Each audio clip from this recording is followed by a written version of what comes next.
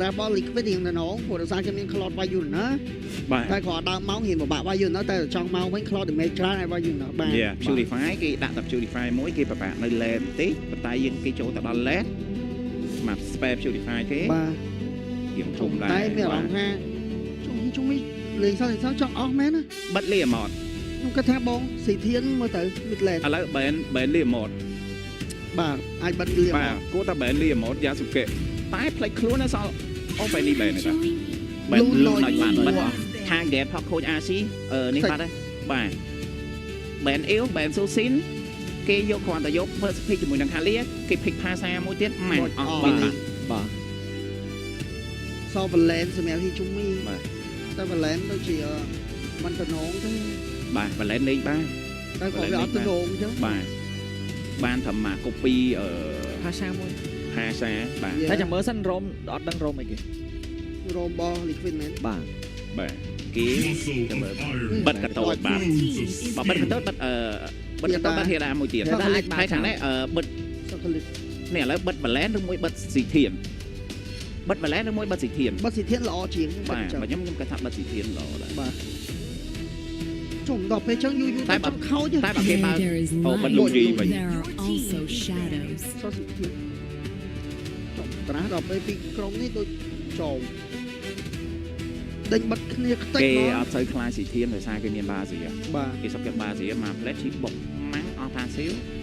ស៊ីធានប្រហែលតែមានតែភ្លេចហើយណាមួយបើសិនជានិយាយពីអត្តមែរបស់ស៊ីធានចាប់បានតែផាសាណាពេលដែលផាសាអត្តមែ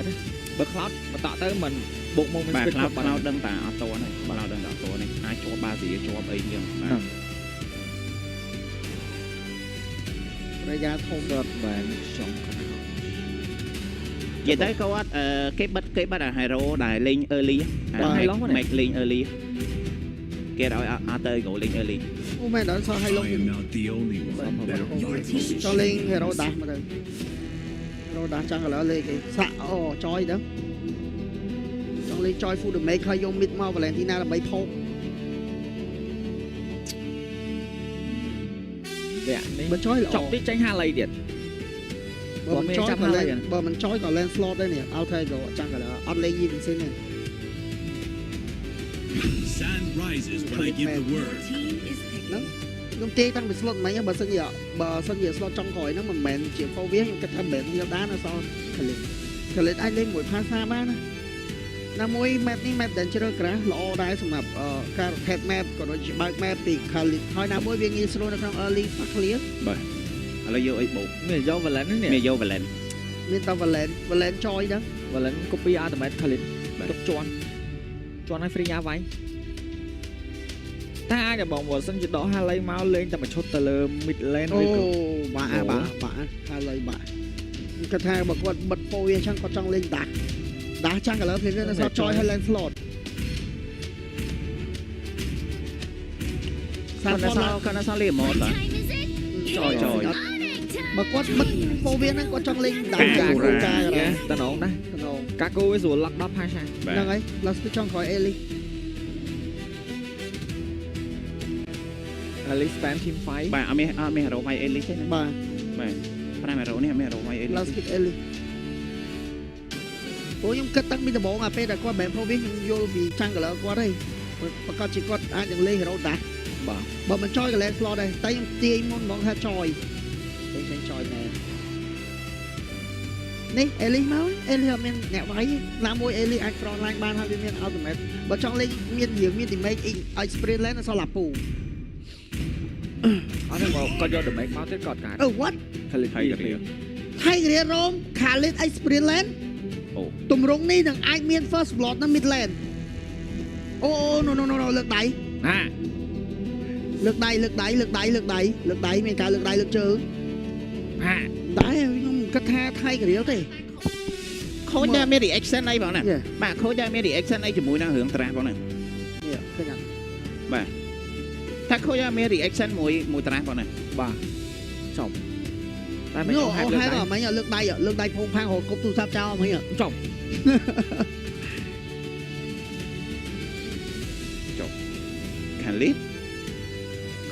Khalid រងបាត់ហើយនិយាយរងទៅគឺ last pick ហ្នឹងគឺត្រូវតែ sprint lane បើមិន Ellie ក៏ឡាពូដែរ ពុទ្ធសាសនា front line បើយើងគិតទៅហ្មង front line ឥឡូវមានបាស៊ីហើយមាន Khalid ហើយវាមាន200ខ្វះ damage អញ្ចឹងបើសិនជាខ្វះ damage អាចនឹងឡាប់ពូ អត់អីគិតថាបញ្ហាមកពីនេះ ខ្ញុំមានអារម្មណ៍ថាមកពីនេះទេទូរស័ព្ទអីចឹងទេបាទនោះអាឡុងទេបាទអាឡុងអីវាអាចអាឡុង screen បើតែបើត្រាស់អត់អីទេបងបាទ ដោយសារគេមានជាមួយនឹងថៃកូរ៉េណាគេចាំស្រូបចយដែរ បាទតែបើ Khalid Experience Land វាអាចមានតម្រង់ដែរ early game គេយកមក fast click ហើយ rotate បាទ Khalid ចេះបើខ្ញុំគិតថាអាចនឹងមានតម្រង់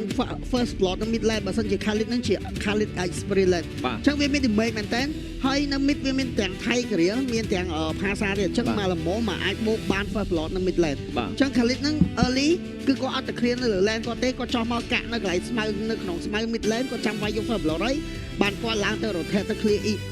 Experience Land ព្រោះថាពេលដែលគាត់ពេញ passive គាត់ចាប់អា3ដាវអាដំបូងគាត់មិនមាន passive គាត់ចូលទៅចាក់មកខ្សាច់ក្វី3ដាវហ្នឹងវាចុកពេញវាពេញចង់ពេញ stage បាត់ហើយគាត់យើងដើរទៅពីជាហ្នឹងវាពេញអា stage passive របស់វាហ្នឹងវាអាច rotate ទៅ map លើដើម្បី clear minion បានដូចគ្នាហ្នឹងហើយបាទហើយណាមួយយល់ណាគេមិនមែនទៅ fast clear ឯណាហ្នឹងwhenever an ambulance pass by the other player will always go Nino ambulance ហ្នឹងមានន័យថាដល់ឡានពេទ្យហើយពេលមានអសន្ននីណូអូត្រាស់ហ្នឹងទៅហ្មង yes no ផ្លែកជាមួយនឹងការ pick Khalid យកមកបញ្ឆោតនោះទេបាទចុះសូមស្វាគមន៍មកកាន់ការប្រកួតវាមួយនេះជំនួបរវាង Team Liquid ប៉ះជាមួយនឹង Alter Ego ដើម្បីស្វែងរកក្រុមដែលឡើងទៅជួបជាមួយនឹង Seleno Red Giant នៅ Lower Final ដូចគ្នាបាទនេះគឺជាវគ្គទី1បាទមើលអញមានតម្រង់ដូចខ្ញុំនិយាយគាត់ទៅវាយ First Blood នៅមិនតមកអូ Experience Land នៅក្រុមពេលដែលមាន Khalid ចឹងរត់ថត់ណាបាទ Khalid គឺជាប្រភេទ hero មួយដែលវាមាន damage ហើយវាមាន mobility គឺលឿនខ្លាំងមែនទែនអញ្ចឹងមកគាត់ចាំកើបស្មៅក្រាគាត់អាចចង់វាយ First Blood គាត់កាប់នឹងទោះមិនក៏គេបានលោឬក៏មិនអូ Mac Play អូ JP អូមិនច្បាស់មើលបាទ Flicker ចាប់ទីចូល form មិនបើសិនមាន Khalid នៅអាចដែរដើម្បីឲ្យ Sanji មើលវិញអត់ទាន់មាន stun ណាបាទគាត់អាប់ឈូហ្នឹងគាត់អាប់ជះហ្នឹងមកទេណូឃើញអត់តម្រងចង់ស៊ី First Blood នៅ mid តម្រងចង់ស៊ី First Blood នៅ mid តែគាត់ចង់មកតាំងពីអាពេលដែលដើរមកមែនបើសិនគាត់មកដើរមកណាមើល Emblem គាត់ S1 Master Assassin អាដាក់ថា Master Assassin ទៀតអញ្ចឹង Emblem Assassin ហ្នឹងគឺកាប់ឈឺមែនទេអញ្ចឹងវាអាចមានភាគរយ damage ដែលគ្រប់គ្រាន់មកបូកនៅ mid lane ផ្ដាច់យក First Blood តែគាត់អត់ចេញជារូបភាពហ្នឹងទេបាទព្រោះថាពេលដែលមាន Khalid អញ្ចឹងក៏គេដឹងដូចគ្នាបាទតែក្នុងវគ្គនេះជាមួយនឹង Oh Hype គាត់យក Tenacity ទេ S2 របស់គាត់បាទមកយករៀងតាន់តិចបាទក៏ដូចជា Westball Master ចេញពី RV ព្រោះថាគាត់ត្រូវរៀងទប់តាន់តិចព្រោះថា Freya វា damage ច្រើនមែនតើនៅក្នុងដើមម៉ោងបាទងន់ឃើញងាយស្រួលកាត់ឡែនហ្នឹងកាត់ឡែនលេង rotate ព្រោះថារបស់ Alter Ego លេងលឿនណាលេង rotate លឿនណាកាត់ឡែន rotate រហូតហ្នឹងបាទបើឯងអញ្ចឹងបានSanford គាត់យក Khalid មកលេង Experience Land ដើម្បីស្រួល rotate ដែរបាទដើម្បីងាយស្រួលក្នុងការ front line ហើយបើសិនជាយើងមើលទៅជាមួយនឹង KTC នៅដើមម៉ោងចេះក៏មិនត្រូវតាន់ឯម៉ានទេបាទតា Freya ហក់កាប់ពុះហ្នឹងកាប់ពុះបាក់កហើយ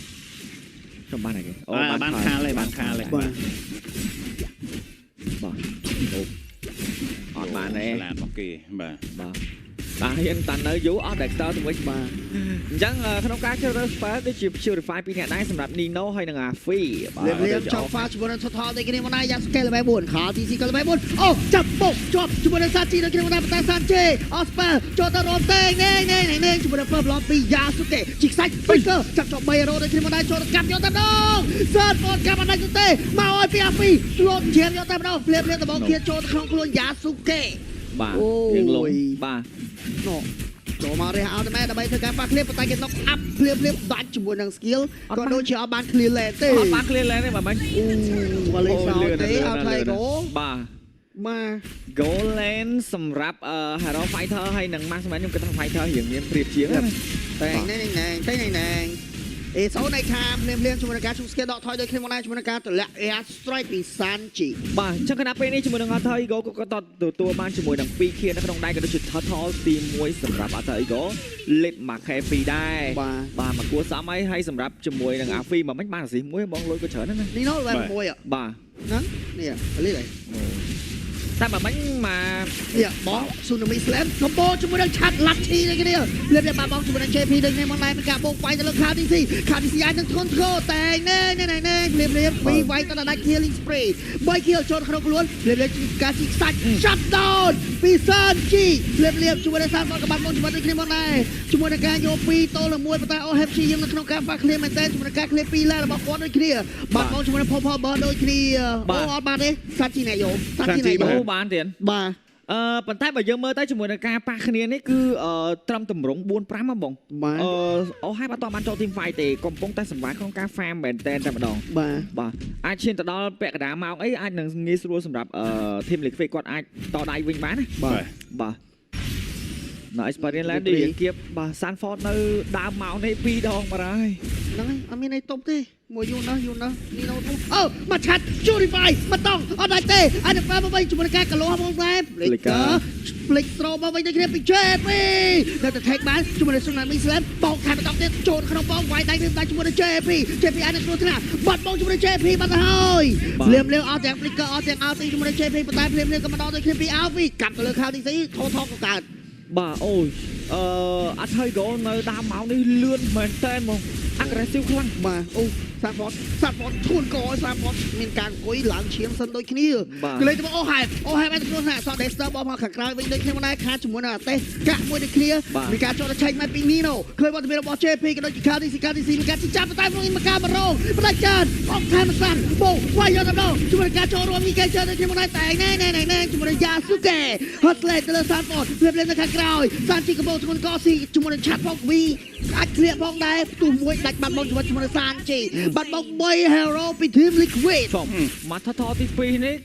3k goal lead បងអាយ៉ាអូធ្ងន់អូការខ្លាំងអត់ទៅយកនៅក្នុងវគ្គមួយនេះគេមកហើយអាពីភ្លាមនៃការ11ជាប់ដល់ stand ចុច Purify បកថយតែមានការដេញវាយអាពីអាចដាច់បាត់ហើយអូយ៉ា recall ដើម្បីមិនឈឺចិត្តហ៎បាទផាត់យកបើខ្ញុំពេកខលទីស៊ីប៉ុន្តែអត់ទេបើយើងមើលទៅជាមួយនឹងអូហើយគាត់អត់បានចូល team fight ណាបងហើយឥឡូវបានមក kill អូមកតំជាមួយនឹងអាល់តម៉ែចូលតាមដល់ចាប់បោកវាយទៅលើខាងទីស៊ីយ៉ាស៊ូកេមកអើយតែងណែជាមួយការលាស្រីសានជិមានការឡុកជាមួយនឹងហ៊ីជូមីសានជិមកដាច់បាត់មកជាមួយខាងទីស៊ីបាត់ហើយជាមួយការបញ្ជួយទាន់ពេលវេលាបាត់បង់អាឡែកដែរបាទអាឡែកក៏បាត់បង់ដូចគ្នាអូហេបមានទេណាអូហេប2-0ទេណាបាទអូហេបគេមានលុយហើយបាទចយអត់ស្រួលទេណាចាំមើលតាន់តិចទៀតឱកាសនៅក្នុងការ comeback មានរហូតព្រោះដោយសារគេមាន Tiger Real បាទហ៊ានតែចូលមកមិនអូអាហ្វីនៅខាងលើ knock up ដែរទេអត់មាន knock up គេចុច Purify បដាច់ចេះដាក់ទៅខាងក្រោយវិញដូចគ្នា JP ឈ្នះរងគ្រាប់លៀបអូបាត់បងជាមួយនឹង Yasuke ជួប3ដកថយតបែបនេះទម្លាក់ Air Strike ថែមមួយឆាត់ទៀត Purify យកតែម្ដង Oh my G what a team spirit ពី Alter Ego លេងក្របគ្នាខ្លាំងមែននៅក្នុងថ្ងៃនេះបាទល្អខ្លាំងមែនទេគ្រាន់តែនិយាយបាន2ទៀតឥឡូវដាច់បាត់បាទអូមបាទហ៊ីឈូមីទៅឃើញអ្នកដែលលេងការកូរ៉ាគាត់អណយទៅលើផាសាបាទអណយបានខ្លាំងមែនទេភាគច្រើនអ្នកខ្លះអ្នកដែលលេងការកូរ៉ាយកមក counter ទៅលើផាសាប៉ុន្តែ performance អត់បានល្អណាបាទហ៊ីឈូមីបោះឆាត់មកកដាមុខសែនជីឡូតបាទអត់មាន freestyle ណាបងលេងមកឈុតទៅធ្វើឲ្យសានជីពិបាកក្នុងការប្រឈមបន្តអាតម៉ែតយកធម្មតាបាទ3 total ហើយយក control objective មកបាទប៉ុន្តែ total បើយើងមើលទៅគឺ3-0ដែរបាទគឺទៅខាង AE បាទចូល 4k គោលិចចូលអត់ចូលដល់អាប់ចាប់ឆែកជាប់ជាមួយដល់ JP អាចចូលប៉ុន្តែខាងក្រោយនេះណូចូលឡុកចាប់3រ៉ូពីការស្រោបជួយប៉ុន្តែនៅតែជាមួយនឹងសានជីនៅក្នុងដែរគឺលេងទៅមើល backline សានប៉លកបោធ្ងន់កខាងទីស៊ីក៏ពងតែធ្ងន់កដូចគ្នាកាត់យកទៅលើខាងទីស៊ីអត់មានតាន់ជាមួយទេកាត់ទាំងអស់ទៅមកគ្នាពីអាពីមានការដកថយមកវិញដូចគ្នាមកដែរពីសានប៉លកុយឡើងជាមួយសិនដូចគ្នាមកដែរអូហេបនៅសល់ជាមួយនឹង blessing duet ដូចគ្នាភ្លាមអាយ៉ាដកថយមកសិនដូចគ្នាបាទមិតឡែនផងតែថត free ឲ្យអត់ទៅ go ខែទៀតបាទបើមើលទៅជាមួយនឹងការវាយ team fight នីមួយខោទីស៊ីអត់មានរត់ទេណាបងគិតថាស្រួលបកអត់ស្រួលទេបាទវគ្គនេះភាគរយ comeback ខ្ញុំជឿថានៅតែមានសម្រាប់ team Liquid បាទព្រោះថាគេមាន Tiger គេមានបាស៊ី2ហើយ Khalid front line នៅខាងមុខបាទគេមានផាសាគេមាន Cloud Lake បាទអញ្ចឹងខ្ញុំគិតថាហើយណាមួយបូករួមជាមួយនឹងប្រភេទ hero AE អត់មាន hero ណាទៅវាយផ្ទះដែរណាបាទ ឡែនទីជំរឿមើលព្រោះដូចថាគោលរៀងស្រត់ដែរ តែសាជីពិបាកហូកន្លែងដែល position ជាមួយនឹងការតម្លាក់ air strike ព្រោះដោយសារឆាត់តែងទៅរកគាត់រហូត ហ្នឹង Holy Crystal ជាមួយនឹង 3 boat damage ដូចគ្នាផងដែរពី Yasuke បាទឥឡូវដាច់ T2 trend នៅខាងផ្លូវបឋម lane បន្ថែមទៀតប៉ុន្តែពី team Liquid បាទផផបើនេះអាចចង់យកទៀតចូល បាទYasuke កំពុងតែប្រេបាទប្រេកាយយកជាមួយនឹងផបើ ហ្វាងពងបោកមកក្រោយជាមួយនឹង Tsunami Slam បោះឆាត់ចូលប៉ុន្តែរៀងតាន់ដែរជាមួយនឹង JP Yasuke ultimate មានការដកថយរៀងខ្លួន ខ្ញុំយល់ហើយខាង Alter Ego អ្នកដែលគេ target មកវាយមុនគេគឺ JP ហ្នឹងបាទតែពេលអស់ JP ទៅចូលស្រួលលេងមែនទេបាទបាទមិញរូបភាពនេះបងស្រីតោតាមពិតចាប់ Tiger ហ្នឹងចាប់អត់បោកទេបាទតែចាំឲ្យ Yasuke ចូលទៅបោកអ្នកនេះក្រោយដល់កបាទមើលតែកន្លែង objective ទី3មិនបាញ់ហ្នឹងអត់មានឃើញទេណាឃើញខាល់អត់ចាប់ខាល់ទេសុខចិត្តទៅចាប់ JP វិញនៅក្នុងស្មៅអូតែAfi មានណាបា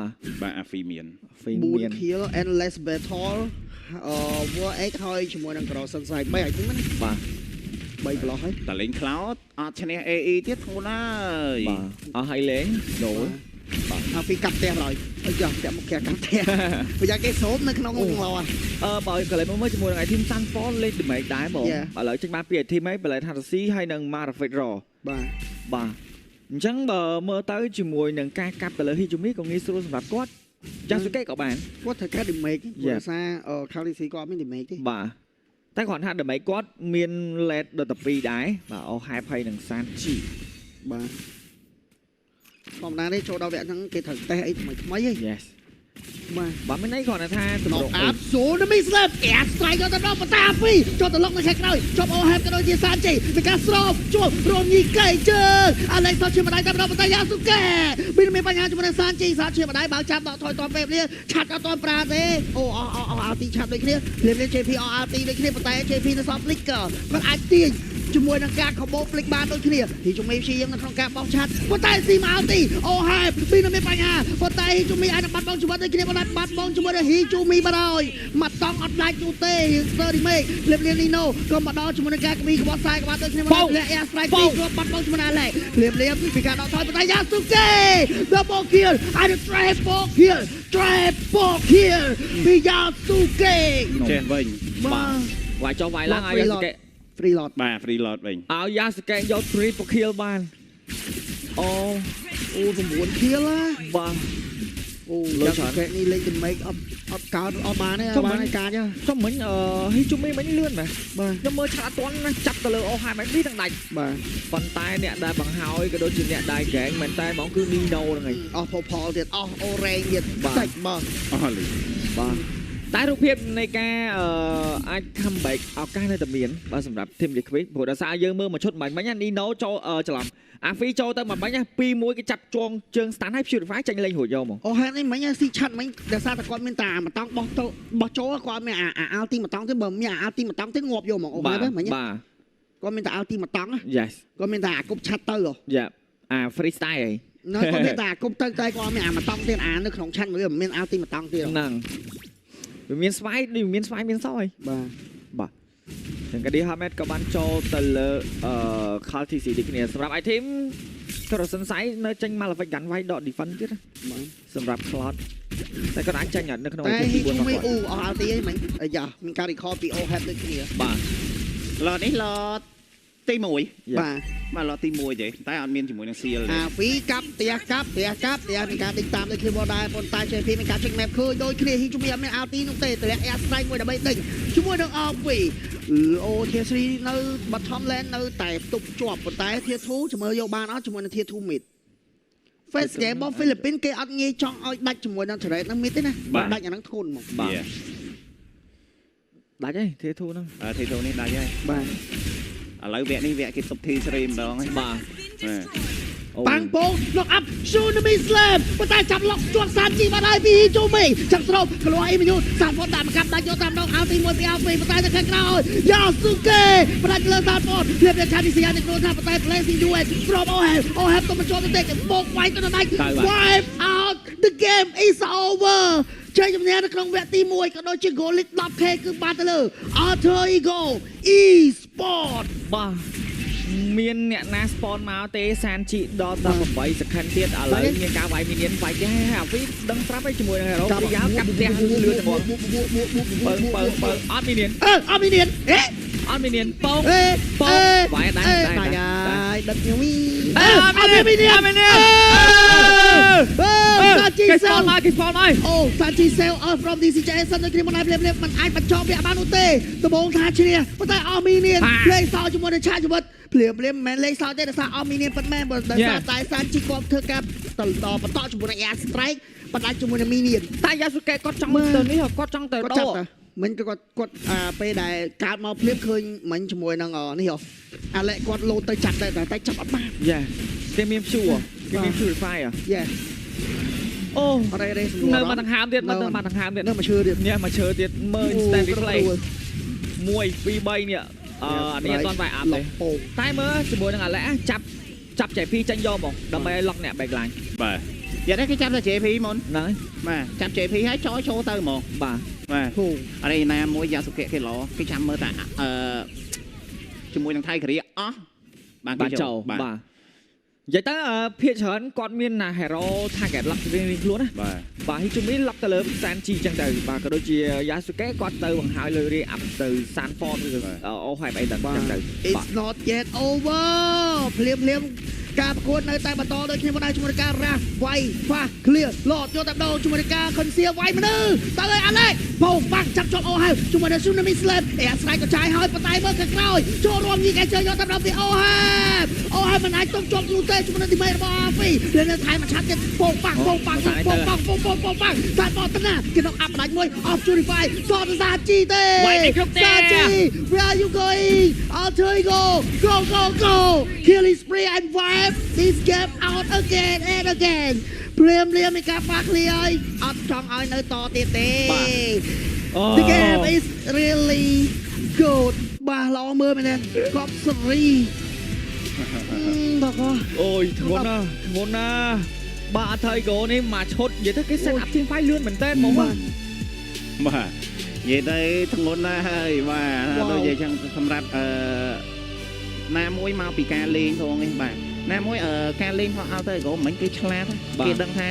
hero ដែលចាប់ទៅលើជាមួយនឹងចយហ្នឹងគឺមានតែថៃកូរ៉េគេឲ្យអាឡិចហ្នឹងគឺគេចាំវាយ